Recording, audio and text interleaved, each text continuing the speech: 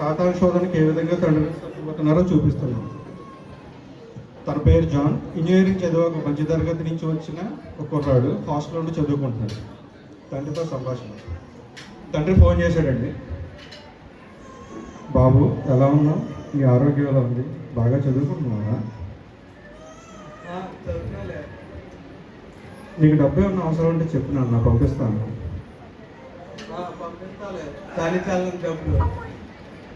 సరే బాబు, నీకు ఏం అవసరం ఉన్నా నాకు ఫోన్ చేయి.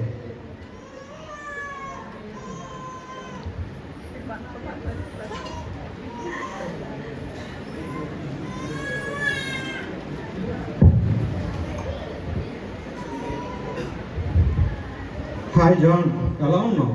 బాగున్నా, నువ్వు ఎలా ఉన్నావు? నేను బాగున్నాను రా. ఇదిగో కొత్త ఫోన్ కొన్నాను చూడు. ఫోనా? ఐఫోన్లో ఉంది. అవును, ఐఫోనే. ఫోటోలు చాలా బాగున్నాయి, చాలా ఫిట్నెస్ ఉన్నట్టున్నాయి. ఎంత? అవునరా, హై అండ్ మోడల్, 1,50,000. అమ్మో, 1,00,000? అవును.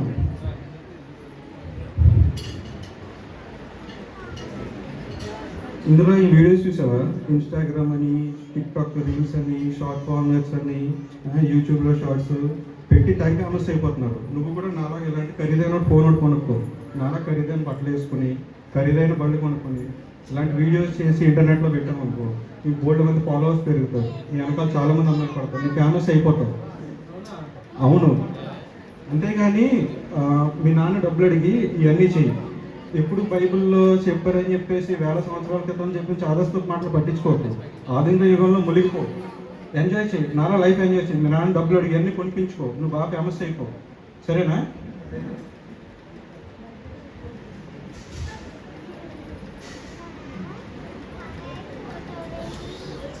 జాన్ వాళ్ళ నాన్ని తన జలసాలకు కావాల్సిన డబ్బు కోసం ఎంతగానో ఇబ్బంది పెట్టి మరీ సాధించుకున్నాడు. అలా చెడు మార్గం వైపు అడుగులు పడుతూనే ఉన్నాయి. ఇదే మొదటి అడుగు.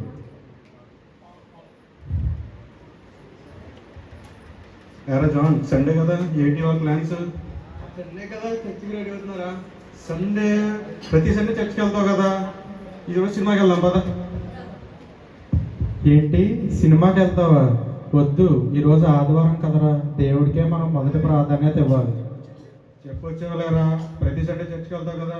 అభి, నువ్వెవరు మాటలు పడితే అలా మాటలు వినొద్దురా, పాడైపోతావు. ఇంకా తర్వాత నీ ఇష్టం. ఇవాళ కొత్త సినిమా రిలీజ్ అయింది, ఇవాళ మేము వెళ్తాం. నీకు అంతకలా ఉంటే నువ్వు చర్చికి వెళ్ళి మేము ఇద్దరం సినిమాకి వెళ్తాం. అర్థమైందా?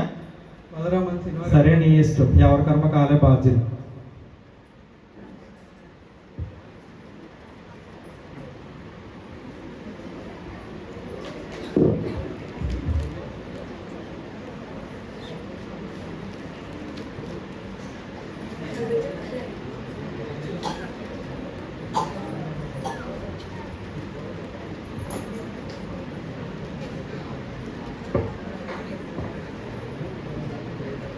సినిమాకి అన్నావు కదరా, ఎక్కడికి తీసుకొచ్చావు? దీన్ని పబ్ అంటారా. సినిమాలో ఏముంది, 3 hours ఎంజాయ్మెంట్. దీనికి అనుకో ఇంకా ఎక్కువ ఎంజాయ్మెంట్ ఉంటుంది, ఇంకా ఎక్కువ ఎంజాయ్మెంట్ ఉంటుంది. పద. అవునా? అవును, పద.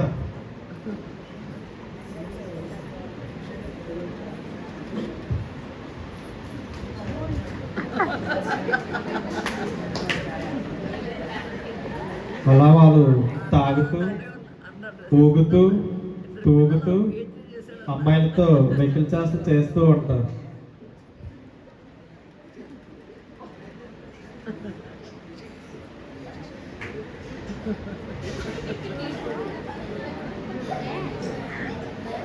ఫ్రెండ్ అంటే నువ్వురా. మా బాబు అన్నాడు, ఎప్పుడు సండే చర్చికి వెళ్ళు, ఆజ్ఞలు పాటించు, మంచిగా నడుచుకో అంటాడు. నా సంతోషంగా వచ్చి ఎప్పుడు డబ్బులు ఖర్చు పెట్టలేదు. నిజమైన ఫ్రెండ్ అంటే నువ్వేరా.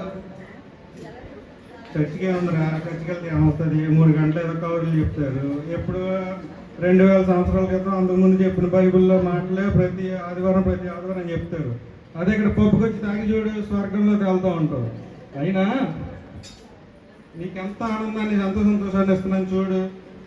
అవునరా, నిజమైన ఫ్రెండ్ అంటే నువ్వే. ఫ్రెండ్ కోసం ఏమన్నా చేస్తాను నేను. అవునరా, నువ్వే నా బెస్ట్ ఫ్రెండ్. భార్య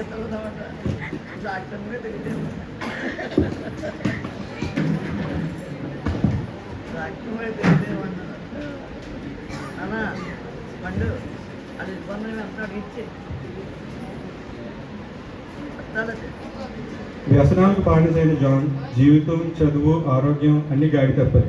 పరీక్షలు పాస్ కాకపోవడం, ఉద్యోగం లేకపోవడం, ఆరోగ్యం చెడిపోవడం, స్నేహితులంతా దూరం కావడం, ఇలా వ్యసనాలకు అలవాటయ్యి పాపంలోకి దింపిన తన స్నేహితుడు ఇంకొకరు నాశనం చేయడానికి బయలుదేరాడు.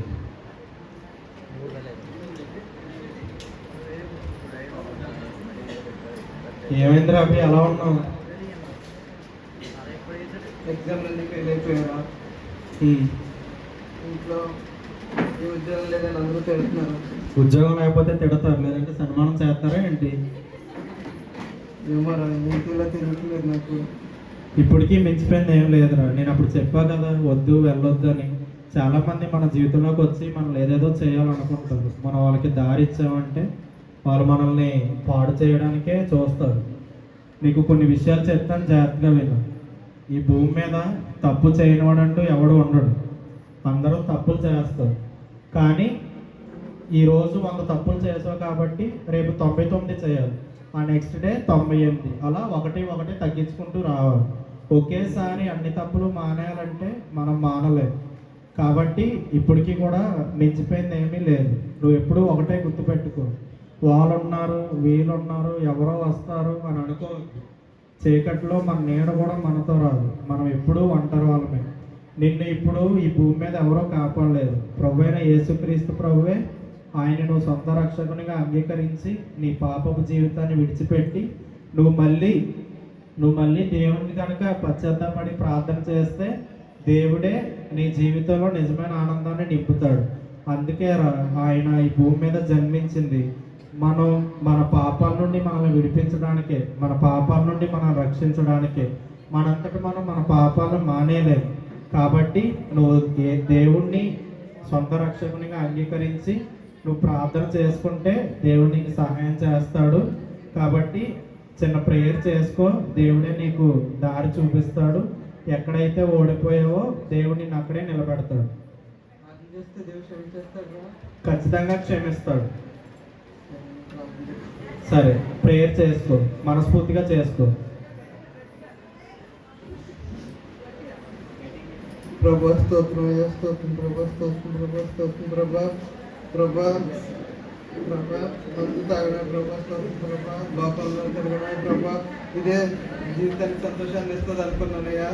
స్తోత్రం ప్రభా. లోకంలో ప్రభా నేను తాగుతూ ప్రభా, స్తోత్రం ప్రభా. అమ్మాయిలను తిరుగుతూ ప్రభా, అదే సంతోషం అనుకున్నాను ప్రభా. స్తోత్రం ప్రభా. ప్రభా నా ఎగ్జామ్స్ అన్నింటినీ ఫెయిల్ అయిపోతున్నాను ప్రభా. నాకు ఎవరో ప్రభా అందరూ తిడుతూ ఉన్నారు ప్రభా. స్తోత్రం ప్రభా. ఉద్యోగం లేదని ప్రభా. స్తోత్రం ప్రభా. ఇలా నేను చేసిన ఈ పాపం నుంచి ప్రభా నాకు విడుదల దయచేయమని అడుగుతున్నాను ప్రభా. స్తోత్రం ప్రభా. ఇవన్నింటినీ క్షమించి ప్రభా. స్తోత్రం ప్రభా. నాకు ఒక మంచి జీవితాన్ని ఇవ్వమని అడుగుతున్నాను ప్రభా. స్తోత్రం ప్రభా. స్తోత్రం ప్రభా. మీరు పాపాలను క్షమించినప్పుడు దేవుడికి ప్రభా. స్తోత్రం ప్రభా. మీరే క్షమించమని అడుగుతున్నాయా ప్రభా. మీరే నాకు తోడున్నాను ప్రభా. నాకు మంచి జీవితాన్ని మీరే దయచేయమని అడుగుతున్నాయి. చేసే పశుత్వాలు అడిగి పెట్టుకుంటున్నాను తండ్రి. ప్రార్థన జీవితం గాడి తప్పిన జాన్ జీవితాన్ని సక్రమ మార్గంలో నడిపింది. తనకు ఆశీర్వాదం, మహిమ కలిగాయి. తప్పు తెలుసుకుని తన ప్రవర్తనకు తన తండ్రి దగ్గర క్షమాపణ చెప్పుకున్నాడు. మన బైబిల్లో వాక్యం ఉంది, నీవు పోయిన వాడు కానీ ఇప్పుడు దొరికిన వాడు, నీవు చనిపోయినట్టు ఉన్నావు కానీ ఇప్పుడు బతికి ఉన్నావు. లోక 15:30. సో లోకంలో ప్రస్తుతం నేటి తరం యువత ఏ విధంగా తప్పిపోతుందని చెప్పేసి ఒక చిన్న స్కిట్ ద్వారా చూపించాను. ఈ అవకాశం ఇచ్చిన మాస్టర్ గారికి, టీచర్ గారికి